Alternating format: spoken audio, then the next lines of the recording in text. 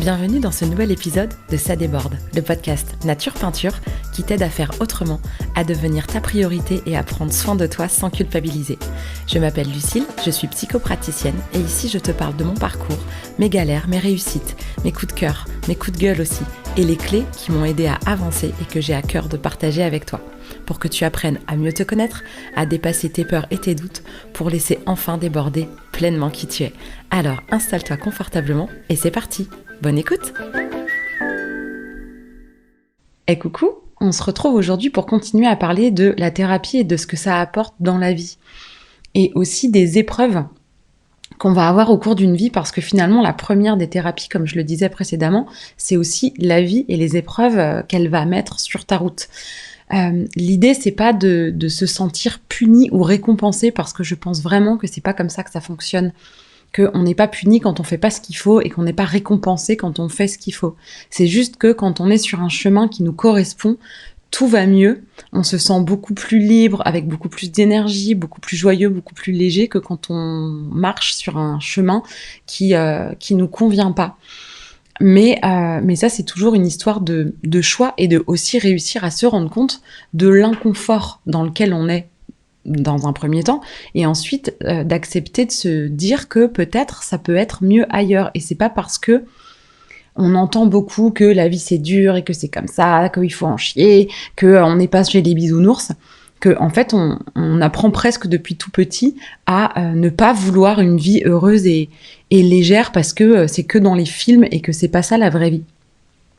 Alors la vraie vie, c'est pas d'avoir quelque chose de linéaire, de vouloir arriver à quelque chose qui nous convient et que tout d'un coup il y a une sorte d'immobilité et que plus rien ne bouge parce que là maintenant tout de suite ça nous convient. Le fait qu'il y ait des hauts et des bas, c'est juste la vie. Il y a un moment, je t'assure, où ce sera le calme plat, mais je t'assure aussi que ce sera pas bon signe.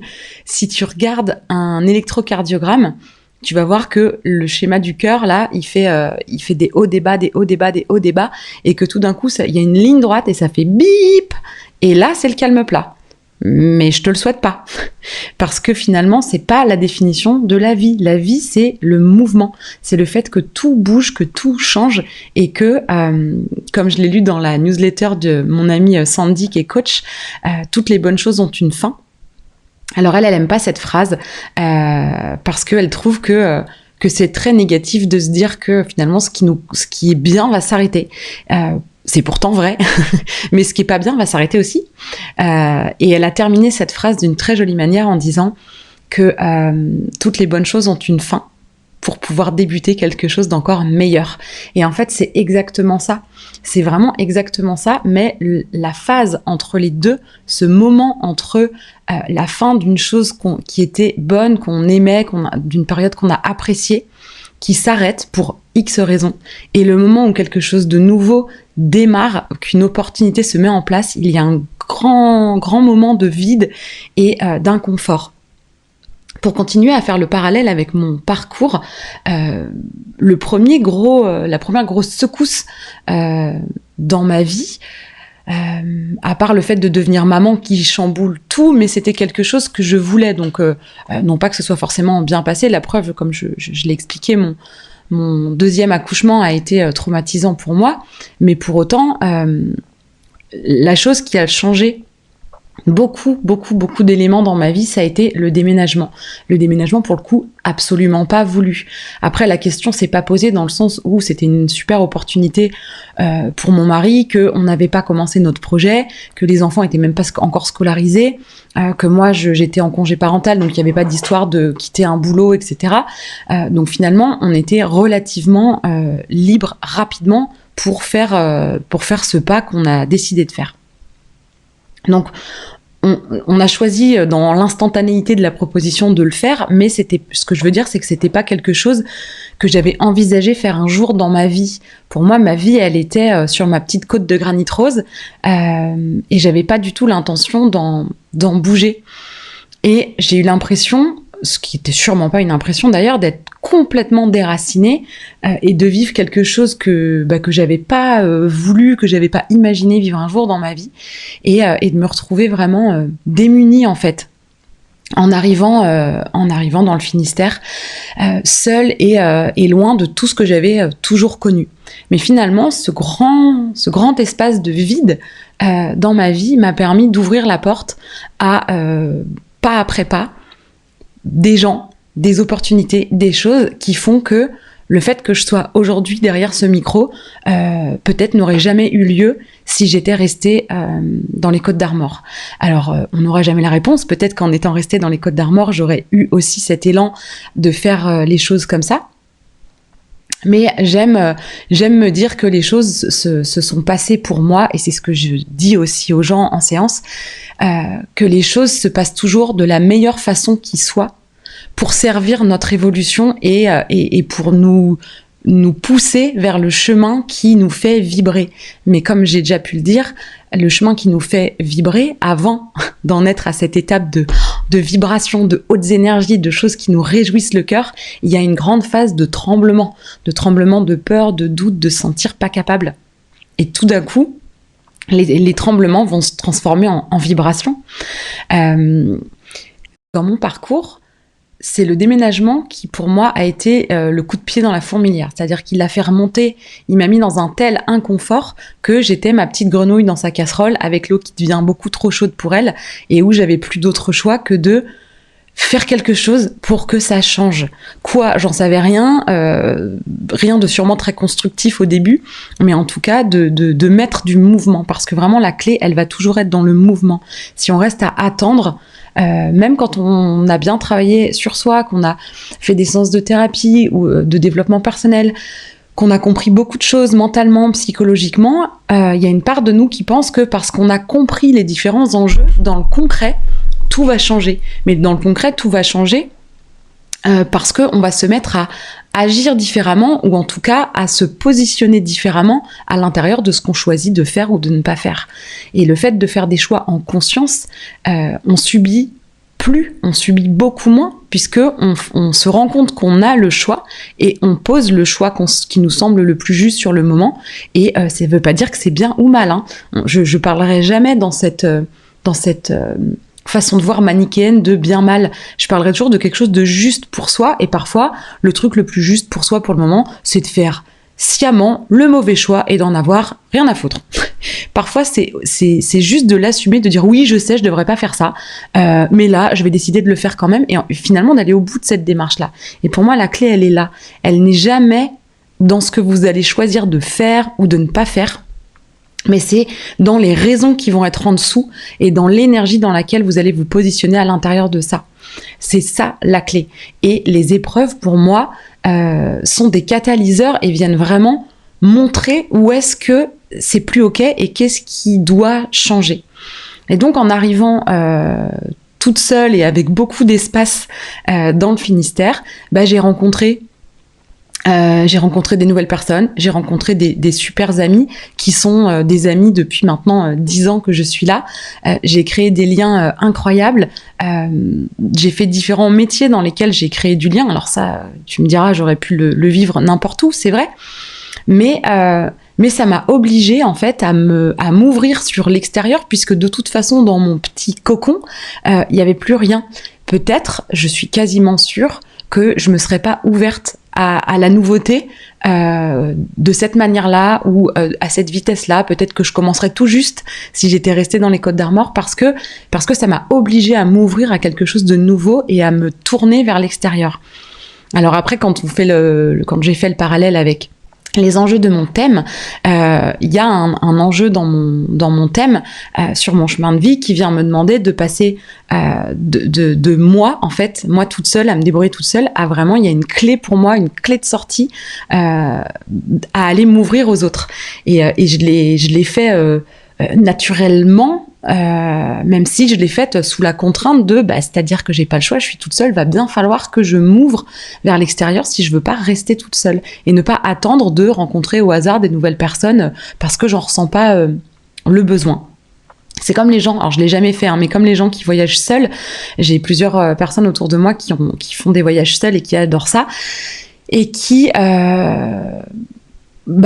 vivent des choses très différentes en étant seule ou à plusieurs en vacances, mais en tout cas quand elles sont seules, les témoignages que j'ai pu entendre ont été tous les mêmes. C'est que vraiment quand on est seul dans un voyage, dans un lieu qu'on connaît pas, eh ben on est obligé d'aller demander à un inconnu son chemin, d'aller je sais pas moi, regarder les gens quand on est en train de boire un verre autour de la piscine et peut-être sourire à quelqu'un et aller discuter et se faire des nouveaux amis. Et en fait, on a une ouverture quand on est seul. Et quand on a de l'espace qu'on n'a pas, ou en tout cas à laquelle on ne fait pas de place, quand on n'en a pas besoin finalement.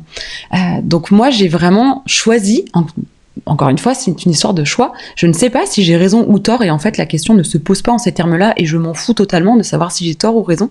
Mais je choisis de croire que tout ce que j'ai aujourd'hui, je l'aurais peut-être pas eu, pas de cette manière-là, pas dans ces conditions-là, pas à ce rythme-là, si j'étais restée dans mon petit cocon des Côtes d'Armor.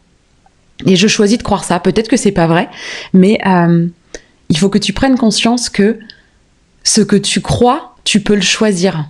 Et pour reprendre une phrase de « Et tout le monde s'en fout », il dit « Est-ce que tu t'es déjà demandé si ce que tu croyais, ça te rend heureux ?» Et cette phrase, elle est extraite d'un épisode qui s'appelle « La vérité ». Je ne sais pas si tu connais « Et tout le monde s'en fout ». J'aime beaucoup cette page. Il a fait un livre aussi où il traite de sujets de manière hyper marrante, hyper décalée. C'est peut-être pour ça que ça me plaît autant. Et d'une pertinence. Les sujets sont creusés, réfléchis, étayés. C'est vraiment pas des paroles en l'air. Ça fait un peu dans l'idée c'est pas sorcier, ou c'est un truc hyper sérieux mais qui est expliqué de manière ludique, simple, percutante. Bah là c'est un peu pareil, avec une dose de provoque et d'humour moins enfantin, mais j'aime beaucoup. Et dans cet épisode là il explique que le cerveau est conçu pour créer de la vraisemblance, pour isoler dans la réalité et dans la multitude, je ne saurais pas dire le chiffre, d'informations inconscientes qui nous parviennent. Le cerveau va choisir d'isoler des éléments dans cette réalité qui nous entoure, qui vont correspondre à notre manière de voir, à ce qu'on croit déjà. Et donc, notre vérité à nous, notre réalité, notre quotidien, les choses qu'on va retenir de notre quotidien vont correspondre à ce qu'on croit déjà. Et donc, si tu crois que des choses qui ne te conviennent pas, bah tu vas pas être bien. Et la vie va te prouver que tu as raison d'avoir raison puisque tu crois déjà ça. Donc, c'est comme si tu envoyais l'info à ton cerveau de focaliser sur tout ce qui fait qu'effectivement, tu te sens pas bien. Parce que je sais pas moi, l'exemple qu'il donne c'est il se sent pas bien aujourd'hui, bon bah alors tu vas zoomer sur le ciel gris, tu vas monter le bruit du marteau piqueur et puis tu vas faire un gros zoom sur la flaque de piste là-bas et puis avec un peu de chance il va glisser dedans, comme ça on sera bien raccord avec l'image qu'il a de lui-même et de la vie. Et peut-être qu'une autre personne qui a décidé de dire que c'est une super journée, peut-être que le zoom va être fait sur le petit bout de ciel bleu ou l'arc-en-ciel peut-être au milieu de cette grisaille, que c'est pas le bruit du marteau-piqueur que la personne va entendre, mais peut-être une musique qui arrive d'une fenêtre ou un oiseau qui passe par là en chantant, et que à côté de la flaque de pisse, il y a peut-être une jolie fleur et que cette personne-là va voir la jolie fleur. Et encore une fois, personne n'a tort ou raison dans cette manière. Il n'y a pas une réalité unique, c'est juste que finalement notre réalité va correspondre à ce qu'on pense déjà et à comment on se sent à l'intérieur. Finalement ta vie n'est que le reflet de comment tu te sens à l'intérieur. Et donc quand il y a une accumulation de méga grosses galères, l'idée c'est de voir comment tu les accueilles, dans quel état ça te met, et l'état dans lequel ça te met, ça va te donner une indication sur comment tu te sens à l'intérieur pour que tu puisses toi te mobiliser pour aller t'occuper de la part de toi qui a peur, qui souffre, qui a des doutes, qui a besoin d'être rassuré, qui en général cherche à le faire par l'extérieur, mais qui a besoin de le faire de soi à soi et depuis l'intérieur. Et ça, on arrive rarement à le faire tout seul parce qu'il faut un regard neuf. Ça me fait penser à cette image, c'est un cylindre avec deux projecteurs. Le cylindre, il est dessiné dans un angle à l'angle de deux murs, et du côté de la face ronde du cylindre, de la base du cylindre, il y a un projecteur bleu qui éclaire et sur la partie longue en fait du cylindre, il y a un projecteur rose qui éclaire. Et donc en fait, si on se place du côté de la base, on voit juste un rond plat et le mur derrière avec l'ombre en fait de ce rond parfait avec un éclairage bleu. Si on se met de l'autre côté du cylindre, sur la tranche du cylindre, on va voir projeté sur le mur un rectangle plat avec un éclairage rose. Alors j'ai peut-être mélangé les couleurs, mais vous aurez rectifié le bug. Mais en tout cas, on peut être chacun, imaginez, positionné un sur la base du cylindre et l'autre sur sa tranche, sur son côté, et de s'engueuler pendant 1 heure en disant « mais tu te fous de moi, c'est un rond bleu » et l'autre va dire « mais bordel, c'est un rectangle rose ». Et vous pouvez vous engueuler pendant 10 ans si vous voulez sur le sujet. Il n'y a que quand un de vous fera un pas de côté pour aller voir ce que voit l'autre, qu'il y aura une ouverture de dire « ah oui, donc toi tu vois vraiment ça ». Parce que viens voir, moi je vois ça. Et là, ça devient constructif. Et là, ça enrichit. Mais quand on est persuadé que sa vision des choses est la seule, que c'est factuel et que c'est la vérité ultime et universelle parce que juste pour nous c'est vrai, ça n'enlève pas le fait que pour nous c'est vrai. Hein. Mais à aucun moment, ce n'est une vérité universelle. Et le seul moyen de sortir de ça, c'est d'ouvrir sa conscience, d'ouvrir sa manière de voir, de poser des questions, d'arrêter de faire des suppositions qui, encore une fois, ne sont le reflet que de ce qu'on croit. Saint Thomas, il dit « moi je crois que ce que je vois ». Eh ben, en réalité, on ne voit que ce qu'on croit déjà, puisque on ne réussit à décrypter une situation, à en déduire des choses qu'à travers le filtre, tous les filtres qui nous composent, qui sont nos traits de personnalité, notre famille, nos expériences de vie, le milieu dans lequel on a grandi, le pays dans lequel on a grandi, l'époque dans laquelle on a grandi, etc.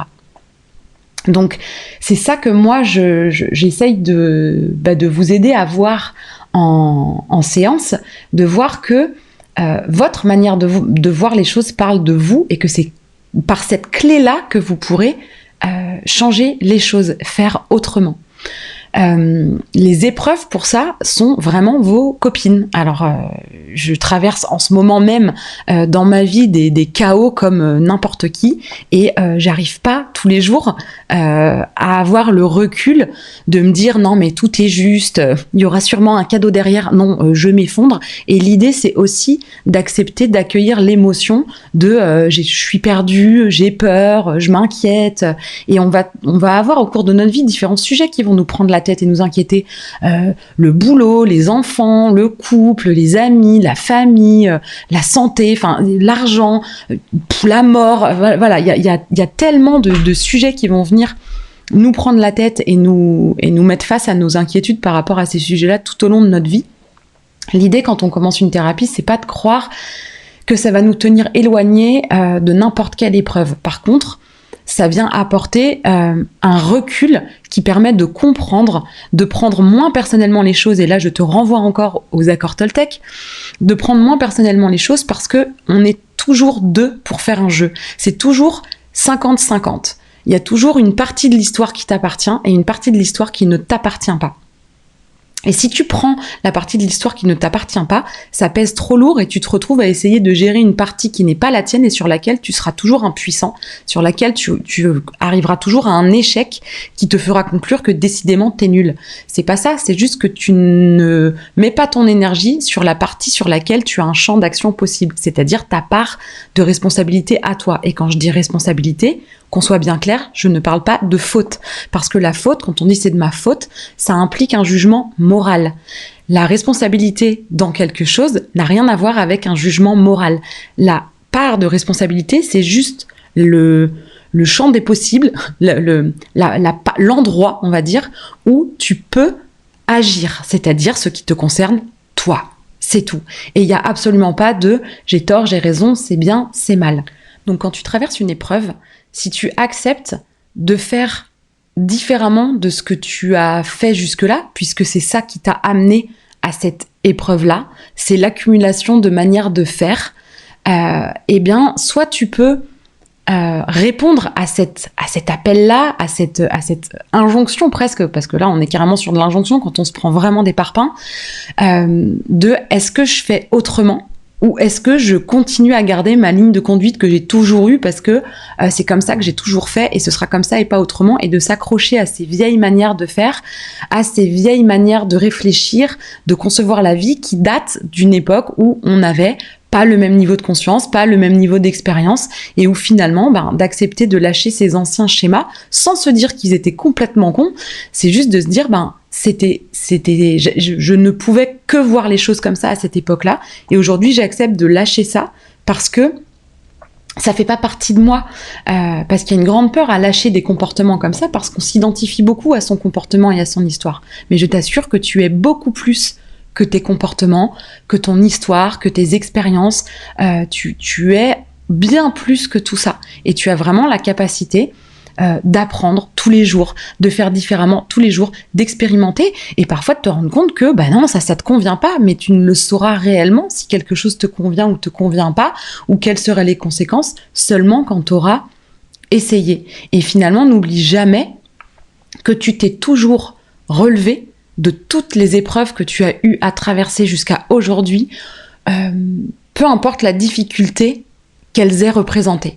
Tu es là aujourd'hui en train d'écouter mon podcast et tu t'es relevé de 100% des galères plus ou moins grandes que tu as eues dans ta vie. Alors après, c'est dans quel état tu es à la sortie, ça, ok. Et qu'est-ce que tu vas être capable d'en faire? Et c'est là où tu vas peut-être avoir besoin d'aide. Mais il y a toujours quelque chose à en retirer. En tout cas, c'est comme ça que je vois les choses. Je ne peux pas me lever le matin dans un monde où je pense que la vie a décidé de nous mettre des tartes dans la tronche gratuitement, juste pour le plaisir de nous voir galérer. Je peux pas croire que ce soit ça. Je pense qu'on est vraiment invité à se remettre en question, à se renouveler, à pas rester sur nos acquis, à prendre des risques, à oser être nous-mêmes, à oser nous dépasser, à oser faire les choses sans attendre de se sentir capable, mais d'y aller quand même, et de se rendre compte qu'on était capable de faire parce qu'on l'a fait, et pas parce qu'on a attendu de le ressentir avant de le faire. Et concrètement, c'est ça que j'ai fait avec mon podcast.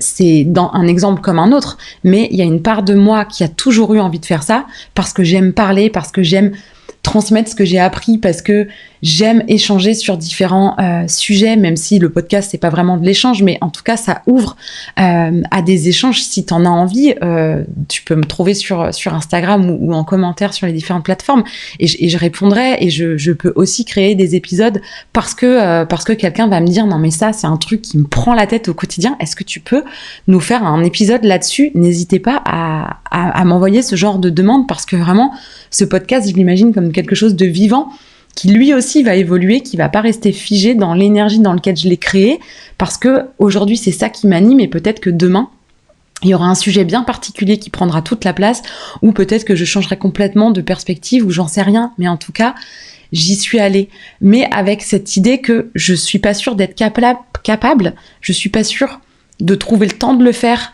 ou en tout cas de prendre le temps, parce qu'en fait le temps ça se trouve quand on veut, de faire passer ça dans mes priorités pour être là tous les vendredis à partager mes réflexions avec vous tous et vous toutes. Mais en tout cas c'est pour ça que j'ai eu autant d'émotions pour celles et ceux qui ont vu la story où j'ai pleuré en plein milieu d'une phrase, et où c'est monté tout seul parce que je l'ai pas vu venir et que je me suis fait submerger, parce que c'était un très très très grand pas pour moi, que j'étais fragile en le faisant, je le suis encore j'en suis qu'au 4e épisode. Je suis un bébé podcasteuse, je suis à mes premiers pas, et comme un enfant qui fait ses premiers pas, on va pas se dire qu'il est complètement nul parce qu'il est pas encore en train de courir un marathon. Et vraiment garder cette image de bébé ou de chaton. Imaginez un petit chaton qui pour la première fois s'approche d'une baie vitrée et regarde dehors, et au début il ose à peine s'approcher de la fenêtre, et puis après il s'approche de la fenêtre, et puis après la fenêtre est ouverte, et puis il met un peu la tête dehors, et puis il respire l'air qui est dehors, et puis il s'avance un petit peu, puis tout d'un coup il y a un bruit, hop, il repart en courant, et il retourne se cacher dans son petit coussin, il tremble, et il va peut-être remettre 3 jours avant de recommencer. Et puis il ira un tout petit peu plus loin à chaque fois, peut-être au bout de la terrasse, puis après dans l'herbe, puis après dans les arbres, et puis après dans toutes les maisons du quartier, et un jour ce sera le gros matou du quartier qui a sa gamelle dans 4 ou 5 maisons alentour, qui grimpe au niveau des arbres, et c'est même plus un sujet que de sortir ou pas de la maison. Autorisez-vous à être le chaton. Parfois on se dit qu'on voudrait déjà être quelqu'un d'expérimenté, qui sait exactement bien faire et qui tremble pas sur ses premiers pas. Et comme si le fait de trembler sur ses premiers pas, c'était synonyme de non mais je suis pas prêt ou bah non c'est pas pour moi, je vais pas le faire. Pensez chaton, pensez bébé qui fait ses premiers pas et autorise-toi à être ce bébé qui démarre une nouvelle expérience, qui expérimente quelque chose et qui va avoir besoin de temps, d'indulgence, mais d'indulgence surtout de soi à soi avant tout. Voilà ce que j'avais à cœur de te partager aujourd'hui au travers des différentes difficultés que tu auras à traverser au cours de ta vie et de comment tu peux t'en servir pour oser aller faire quelque chose de nouveau. Parce que si tu regardes ta vie en marche arrière, peut-être que tu as eu des grandes épreuves, peut-être que tu as eu des maladies, peut-être que tu as eu des opérations, peut-être que tu as perdu ton travail et que ça t'a mis dans une grande détresse, qu'il y a eu une séparation qui a ébranlé beaucoup de choses, peut-être que tu as eu plein des épreuves comme ça. Et qu'est-ce qui s'est passé après pour toi ? Est-ce qu'il n'y a pas des grandes choses auxquelles tu te serais pas attendu qui ont fini par arriver ? Pas tout de suite, hein, mais réfléchis en ce terme-là. Regarde en arrière et demande-toi si, après les plus grandes épreuves de ta vie, il n'y a pas eu les plus belles opportunités. Et je terminerai avec une petite référence à Disney, parce que je suis une grosse fan de Disney. Dans Vice Versa, si tu l'as pas vu, je te conseille fortement de le voir. Alors bon, spoiler alerte, hein, ceux qui n'ont pas vu et qui ont quand même envie de le voir, et coupez maintenant, parce que là je vais un peu raconter la fin. Il y a la tristesse qui est toujours mise de côté, il y a toujours joie qui est là, là, et qui essaye de tenir tristesse à distance, qui l'empêche de bouger, qui la muselle, qui veut pas qu'elle touche à quoi que ce soit, parce que ça vient teinter toutes les choses de tristesse, et elle ne veut pas en fait que tristesse, voilà, non, on n'est pas triste, Et en fait, la clé à la fin, ce dont se rend compte joie, c'est que tous les grands moments de joie sur lesquels elle met tous les souvenirs et elle axe le tout, ces grands moments de joie n'ont eu lieu que à la suite d'un grand moment de tristesse. Et si tu as déjà traversé dans ta vie une épreuve super difficile et que tu as osé la partager, que tu as osé montrer ta vulnérabilité et ta difficulté, je suis certaine que peut-être des gens t'ont tourné le dos parce qu'ils ont été maladroits, parce qu'ils ont été démunis face à ta détresse. Peut-être qu'il y a eu des trucs qui ont rajouté du pas cool sur du pas cool. Mais je suis certaine qu'au milieu de tout ça, il y a des gens proches, ou peut-être des gens pas si proches que ça, ou peut-être même des inconnus, qui ont eu des élans d'une richesse incroyable et qui étaient à la hauteur de la détresse que tu as su exprimer. Et le cadeau derrière ça, c'est que des grands moments de détresse vont venir générer, créer des grands moments de soutien, des grands moments de bonheur et de se sentir aimé et entouré qui arrivent derrière. Plus ou moins rapidement, parfois dans l'immédiat, parfois avec le temps. Mais en tout cas, je crois profondément qu'il y a toujours un cadeau derrière les grandes épreuves. Voilà, l'épisode du jour touche à sa fin. J'espère que ça t'a plu et si tu as des questions ou envie d'échanger à ce sujet, n'hésite pas. En tout cas, je te remercie sincèrement de ton écoute et je te dis à très vite. Si cet épisode t'a plu, tu peux laisser un commentaire, noter avec tout plein d'étoiles ou encore t'abonner pour ne pas rater les prochains. Tu peux aussi partager cet épisode pour que d'autres personnes osent laisser déborder qui elles sont vraiment. Et si tu veux en savoir plus sur ma manière de travailler, mes outils et les accompagnements que je propose, rendez-vous sur ma page Instagram L'Oreille et la Plume ou sur mon site internet. Merci beaucoup de ton écoute et de ton soutien. Passe une belle journée ou une belle soirée et on se retrouve bientôt.